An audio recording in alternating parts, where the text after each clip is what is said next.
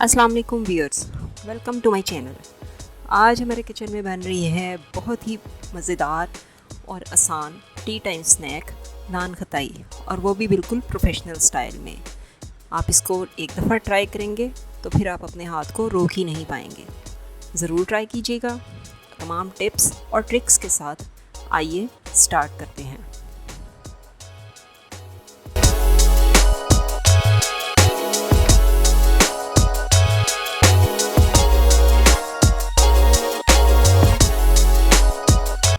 नान खताई बनाने के लिए सबसे पहले यहाँ पे मैंने 1 कप मैदा लिया है। ये छना हुआ मैदा है और इसके अंदर हाफ़ कप शुगर मैं ऐड कर रही हूँ। ये पिसी हुई चीनी या आइसिंग शुगर जिसको कहते हैं।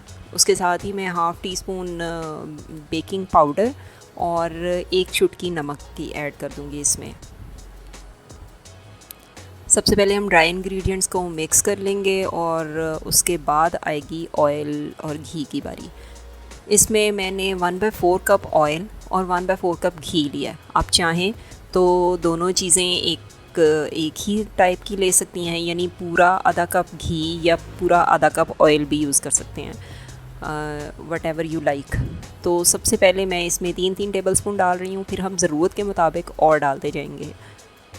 पहले इसको एक फ़िंगर से मिक्स करिएगा, क्योंकि अगर आप डायरेक्टली पूरा हाथ इसमें डाल देंगी तो सारा ऑयल और घी आपके हाथों के साथ लग जाएगा। तो इस तरह से इसको आपने मिक्स करना है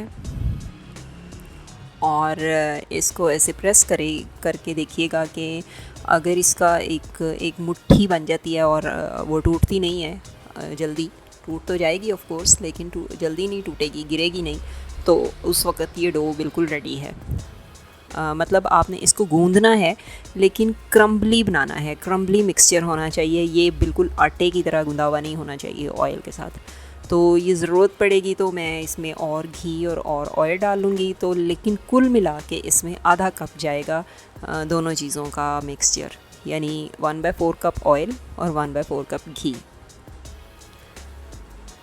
तो ये देखें, इस तरह से प्रेस करके आपने इसको चेक करना है कि जैसे ही इसकी जो डो है वो उसमें क्रम्बलीनेस कम हो जाए तो आपने इसको उस वक़्त स्टॉप कर देना है। अब देखिए ये पूरा ऑयल चला गया है। घी 1/4 कप से थोड़ा सा कम है, क्योंकि मैंने आपको बताया था कि ये आपके घी और ऑयल की क्वालिटी पे डिपेंड करता है कि वो कितना इसमें ऐड होगा। ये देखें, अब इसकी इस तरह की ये मैं बना रही हूँ, इसकी डो को प्रेस कर रही हूँ तो ये फ़ौरन ही टूट नहीं रही है। This is the right consistency. अब ये बेकिंग ट्रे के अंदर मैं इसको नान खताइयों की शेप दे के तो उसमें डालती जाऊंगी। और रिमेंबर, आपने इसको इस तरह से दोनों हाथों में प्रेस करके और फिर थंब के साथ आपने इसको शेप देनी है। और इस जो मिक्सचर आपने बनाया है उसकी नान खताइयाँ बना के आपने बेकिंग ट्रे में रख देनी है। बेकिंग ट्रे को ग्रीस करने की बिल्कुल भी ज़रूरत नहीं है, कुछ नहीं लगाना उसमें, ना ऑयल, ना घी, ना मैदा, कुछ भी छिड़कने की ज़रूरत नहीं है। ना ही हमने इसमें बटर पेपर यूज़ करना है, बिकॉज़ ये बहुत ही आसानी के साथ इससे अलग हो जाती हैं। तो इसी तरह से दबा के आपने इनको शेप दे के सारी नान खताइयाँ तैयार कर लेनी है। और उसके बाद अगला स्टेप आ जाएगा इनकी कोटिंग का। कोटिंग आप अपनी मर्ज़ी से चेंज भी कर सकते हैं। मैंने यहाँ पे एग योक लिया है और एग योक के साथ मैं इसको ऊपर से कोट कर रही हूँ। और इन सारी नान खताइयों को ऊपर से कोट करने के बाद मैं इसको डेकोरेट करूँगी। ये भी आपकी मर्ज़ी है, आप चाहें तो इसके ऊपर और कुछ भी ना लगाएं, ये ऐसे ही बहुत ही मज़ेदार हैं। और अगर चाहें तो आप इसको बादाम से या पिस्ते से या किसी भी ड्राई फ्रूट के साथ आप डेकोरेट कर सकती हैं। मैंने यहाँ पे हाफ़ कट यानी आधा आधा बादाम है जो मैं इसके ऊपर लगा रही हूँ, और बहुत ज़्यादा दबाने की ज़रूरत नहीं है वरना ये टूट जाएंगी।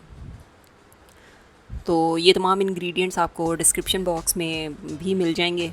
तो हमारी ये सजेशन है कि आप इसको एक बार ज़रूर ट्राई करें। तो अब इनको बेक करेंगे हम। अगर आप अवन में कर रही हैं तो 180 डिग्री सेल्सियस पे 15 to 20 मिनट्स तक बेक करेंगे, और अगर आप पैन में कर रही हैं तो मीडियम फ्लेम के ऊपर। और ये देखें जी, बिल्कुल रेडी हैं, बहुत ही मज़ेदार नज़र आ रही हैं। और इनको आप 6 मंथ्स तक स्टोर कर सकते हैं। इनका टेस्ट चेंज हुए बगैर ये 6 महीनों तक स्टोर की जा सकती हैं और एयर टाइट जार में। तो ज़रूर ट्राई करें। और हमारे जो कंटेंट्स हैं अगर आपको पसंद आ रहे हैं तो उन पे ज़रूर कमेंट्स करें और उनको लाइक करें और शेयर करें अपने फ्रेंड्स के साथ और हमारे चैनल को सब्सक्राइब करें। फिर मिलेंगे। Thanks for watching. अल्लाह हाफ़िज़।